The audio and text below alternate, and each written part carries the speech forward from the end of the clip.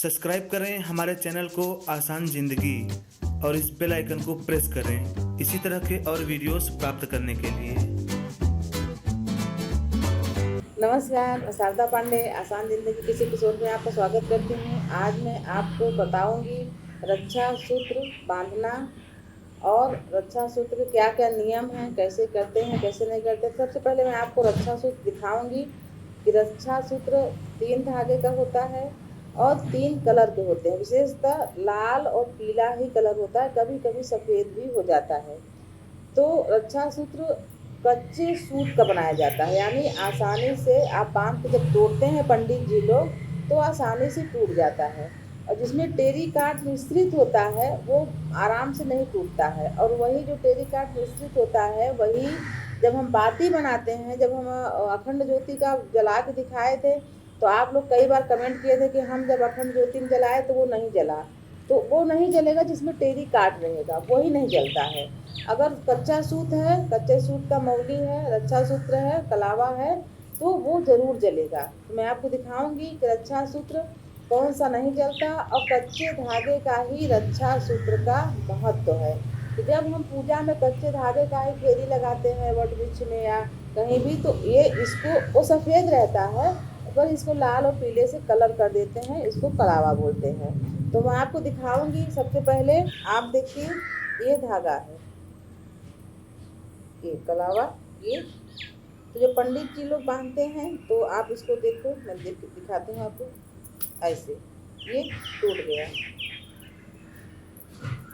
ये देखिए ये टूट गया। तो ये कच्चा सूत है। और जो ये है तो इसको भी कच्चे सूत से ही बनाना चाहिए। ये तो इसमें टेरिकाट मिश्रित रहता है, जैसे कि रील में रहता है धागा जो आता है। तो आप जब इसको बांधोगे तो इसको किसी चीज़ से काटना पड़ेगा। इसको ये काफ़ी अगर कोई ताकतवर है तो इसको बहुत दम लगाएगा, फिर भी उसको उंगलियों में दाग पड़ जाएगा, उंगली कट भी सकती है। मान लो वो दम लगा के तोड़ने का प्रयास भी किया तो उंगली कट भी सकती है। क्यों? क्योंकि इसमें टेरिकाट मिला है। और इसी प्रकार के धागे जब हम बाती जलाते हैं दुर्गा जी के लिए, बजरंगबली जी के लिए या मंगल पूजा के लिए, तो नहीं जलता है। और इसी प्रकार से आप ये देखोगे तो कलर में थोड़ा चेंज है, मैं आपको दिखाऊंगी। ये थोड़ा बारीक कलर है और थोड़ा हल्का है। और आप इसको देखोगे तो गाढ़ा है, ये थोड़ा सा मोटा है। लेकिन ये भी, ये देखिए, ये भी क्या है, कच्चा धागा है। ये कच्चा धागा है। ये मैं आपको सिंपल दिखा रही हूँ। इससे भी मोटा, मतलब 5 धागे वाला आता है, वो काफ़ी मोटा होता है, वो तो बिल्कुल नहीं टूटता, उसको काटना ही पड़ता है। तो उसको काट के बांधना पड़ता है। मैं आपको धागा को बांधना भी बताऊंगी कि धागा कैसे बांधा जाता है और क्या क्या करना पड़ता है। पहली बात तो मैं आपको बता दूं, धागा जब भी कोई बांधता है, गुरु पुरोहित, तो उनको दक्षिणा देकर उनका पाँव छुआ जाता है। घर में कोई बड़ा बांधे तब भी दक्षिणा, उनको पाँव छू ले, दक्षिणा न दें। धागा कभी भी अपने से नहीं बांधा जाता, अशुभ माना जाता है। उसको तनहा या अकेला या उसको बहुत ही तनावग्रस्त व्यक्ति माना जाता है जो अकेला, यानी कि उसका कोई नहीं है तो अकेला है, वो अपने से बांधता है। तो ये धागा ऐसे, उंगली है देखिए, ऐसे उंगली के सहारे पकड़ा जाता है, ये ऐसे। अब आप धागा बिना उंगली लगाए पकड़ोगे तो वो कस जाएगा, जब पानी पड़ता है तो यहाँ दरार पड़ जाता है। इसलिए उंगली के ऊपर से धागा लगाए, इतना धागा ढीला ही होना चाहिए, इतना ऐसे। ये 2 और 1, ये 3 ऐसे। और कभी कभी क्या करते हैं, धागे को उल्टा बांधते हैं, ऐसे ऐसे ऐसे। तो ये उल्टा है, अपने तरफ धागे को लाना है। ये एन बद्धो बलि राजा दानवेंद्रो महाबल तेन त्वामे अनुबंधामि रक्षे माचल माचल। और उसके बाद उसको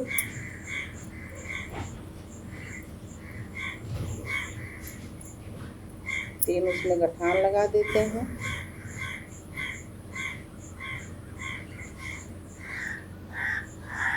ऐसे। अब ये धागा बंध गया।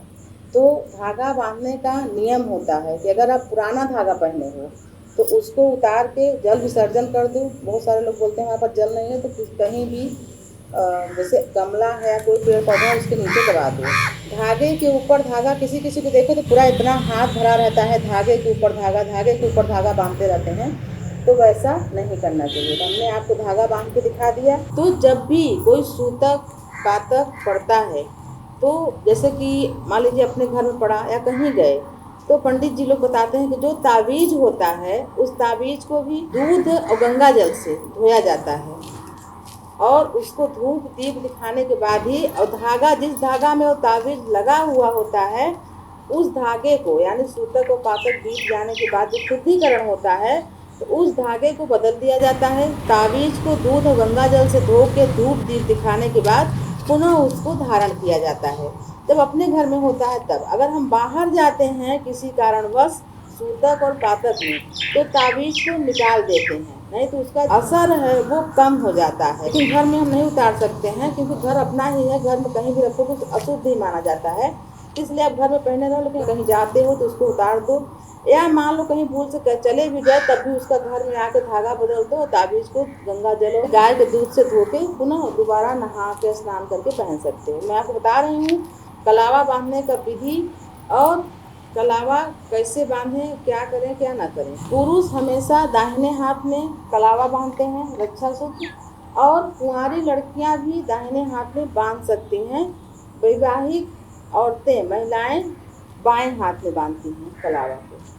तो जैसे हम जब पूजा शुरू करते हैं या कोई अनुष्ठान शुरू करते हैं, कुछ भी शुरू करते हैं, तो ये नियम है कि जब हम पंडित जी से पूजा कराते हैं, तो जब हम देवताओं को, यानी गौरी, गणेश और कलश सहित सभी देवी देवताओं को जब हम एक रक्षा सूत्र अर्पण करते हैं, तो पंडित जी, आप ध्यान से सुनोगे तो बोलते हैं, मंत्र बोलते हैं कि वस्त्रम समर्पयामि, यानी कि ये जो धागा है ये वस्त्र के रूप में समर्पण कर रहे हैं। यानी कि जब हम भगवान को चढ़ाते हैं वस्त्र, तो सभी देवी देवताओं को नहीं हो पाता, बस एक धोती कुर्ता साड़ी चढ़ाते हैं, तो जो और देवी देवता बैठे रहते हैं उनको कुछ दस्ती रुमाल कुछ भी अगर नहीं चढ़ा पाते हैं, तो ये धागा देवताओं को वस्त्र के रूप में भी माना जाता है। गणेश जी को, गौरी जी को, कलश जी को, नवग्रह को, जैसे चौकी पर नवग्रह हैं तो उनको भी वस्त्र के रूप में ही वस्त्रम समर्पयामि कह के चढ़ाया जाता है। जब भी भगवान जी को चढ़ाएं, भगवान जी को चढ़ाने के बाद जब उपरोहित पूजा करते हैं, कुल उपरोहित, तो आपको भी धागा बांधते हैं, और आप भी, यानी जब आप कुल उपरोहित धागा बांधते हैं तो पुराना धागा आप निकाल दें और उनको माथे चढ़ा के जब विसर्जन में सब सामान जब ले जाते हैं तो उसी में उसको विसर्जन कर दें, और आप भी अपने पुरोहित के धागा बांध के तिलक लगा के उसके बाद से ही पूजा शुरू होती है। तो मैं आपको कलावा का महत्व बता रही हूँ कि कलावा का क्या महत्व है। इसको रक्षा सूत्र इसलिए कहते हैं कि रक्षा के भावना से बांधा जाता है, यानी जब हम पूजा पाठ करते हैं तो जो यजमान होते हैं उनकी रक्षा के लिए अपने जो कुल पुरोहित होते हैं मंत्र द्वारा पढ़ के उनको बांधते हैं। कलाई में बनता है इसलिए उसको कलावा कहते हैं। वैसे कलावा जब हम बांधते हैं तो 3 या 5 दिन के बाद इसका जो प्रभाव होता है वो खत्म हो जाता है। तो जैसे हम बार बार इसको नहीं बदल पाते हैं, तो जब हम कभी विशेष पूजा पाठ हुआ तभी पंडित जी से बदलवाते हैं, तो पुराना उतार के तभी नया पहने। और जैसे आपको ऐसे ही कभी पहनना है कि मान लो आपका हाथ खाली है, पुराना वाला खराब हो गया है, तो इसको हमेशा शनिवार या मंगलवार के दिन ही धारण किया जाता है। और पर्वों में मंदिर गए, कहीं किसी की पूजा में गए, वो लोग बांध दिए तो अलग बात है, कभी भी बांध सकते हैं। जब भी आपको पुराना बदलना पड़ता है तो जब आप नया पहनोगे मंगलवार और शनिवार को, तो पुराना उसी दिन उतार के, जैसे आपको जल में विसर्जन करने का सुविधा नहीं है तो पीपल के नीचे रख दें, गमले के नीचे मिट्टी में दबा दें, यानी कि उसको कचरा समझ के कचड़े में या नाली में यहाँ वहाँ नहीं फेंकना चाहिए, क्योंकि वो पूजा से संबंधित एक वस्तु है, इसलिए उसको बहुत पवित्र जगह रखना चाहिए। जैसे गाय जो रखते थे वो गाय, भैंस जो रखते हैं वो भैंस, तो उनको भी ला के उनको लक्ष्मी स्वरूप मान के उनके मस्तक पर सिंदूर का तिलक लगा के और इस रक्षा सूत्र को इस उपदेश से बांधते थे कि ये जो जीव है ये अब हमारा हो गया है, ये हमारे लिए कार्य करेगा और हम इसका पूरी तरह से ध्यान रखेंगे। तो पहले तो गायों के बहुत सजाते भी थे, मोर पंखी और जो कौड़ी होती है उसका माला वगैरह बना के पहनाते थे, लेकिन उसमें रक्षा सूत्र विशेष कर से पूजा में उनके पाँव में बांधा जाता है, कभी कभी गले में भी उनको 5-11 गांठ लगा के पहना भी देते थे। उसी प्रकार से अब वो रूप ले लिया है वाहनों का। जैसे हम जब भी कोई अपने घर में वाहन लाते हैं, जैसे कि कोई किसान वाहन ले आया, ट्रैक्टर ले आया, ट्रक ले आया, कोई ट्राली ले आया, कोई बिजनेस के लिए, कोई अपने लिए 4 पहिया गाड़ी खरीदे, 2 पहिया गाड़ी खरीदे, कुछ भी खरीदते हैं जब नया चीज़, तो जब हम पूजा करते हैं तो इस रक्षा सूत्र को भी उस वाहन में, या बड़ा कोई वाहन है, ट्रक है, ट्रैक्टर है, कि इसको हम लाए हैं अपने जुताई के लिए, खेत की जुताई कराने के लिए, या हम अपने बिजनेस के लिए, हम दूसरों को जैसे खेत वगैरह वो जोतते हैं तो उनको जो भी कमाई होती है, तो वो रक्षा सूत्र का बांधने का ये उद्देश्य होता है कि हम इनको अपने प्रेम के और अपने अधिकार के बंधन में इनको बांध लिए हैं, तो ये सदा हमारे रहेंगे और हम सदा इनका ध्यान रखेंगे हर चीज़ में। जैसे कि देवताओं पर चढ़ा हुआ रक्षा सूत्र को हम प्रसाद के रूप में खुद कलाई में धारण कर सकते हैं। कई हमारी बहनें प्रश्न करी हैं कि जब हम देवताओं को रक्षा सूत्र पहनाते हैं, विशेषकर गौरी और गणेश जी को, जो 9 ग्रह के रक्षा सूत्र होते हैं, उनको हम 9 ग्रह के साथ ही विसर्जन कर देते हैं। लेकिन अगर प्रसाद के रूप में आप चाहें तो जब कभी कभी रक्षा सूत्र का माला बना के देवताओं को चढ़ाते हैं, तो बहुत श्रद्धा भक्ति से बहनें बोलती हैं कि हम उनको पहन सकते हैं। बिल्कुल आप पहन सकते हैं, उसमें भगवान का पूर्णतः आशीर्वाद रहता है। मैं आपको बता रही हूँ रक्षा सूत्र कब कब पहने, कब कब उतारें। कभी कभी क्या होता है, सूतक पातक होता है तो रक्षा सूत्र बदलते ही नहीं, रक्षा सूत्र भी बदला जाता है। इन चीज़ों में जरूर बदला जाता है। और विवाह हुआ, कोई भी मांगलिक कार्य हुआ, विशेषकर सत्यनारायण जी की पूजा हुआ, तो क्या करते हैं, एक जन को नियुक्त कर देते हैं कि जितने लोग हैं, वैसे तो पुरोहित से ही बंधवाते हैं, तो जैसे ज़्यादा भीड़ है तो घर के लोग भी कोई तिलक लगा के सभी को रक्षा सूत्र बांधते हैं। तो ये जो रक्षा सूत्र है, इसको बांधते समय एक मंत्र भी बोलते हैं जो कि राजा बलि और माँ लक्ष्मी और भगवान श्री हरि विष्णु से संबंधित है। एन बद्धो बलि राजा दानवेंद्रो महाबल, तेन त्वामे अनुबंधामि रक्षे माचल माचल। तो इस मंत्र से जब भी धागा बांधा जाता है, रक्षा सूत्र बांधा जाता है, तो इस मंत्र से रक्षा सूत्र बांधा जाता है।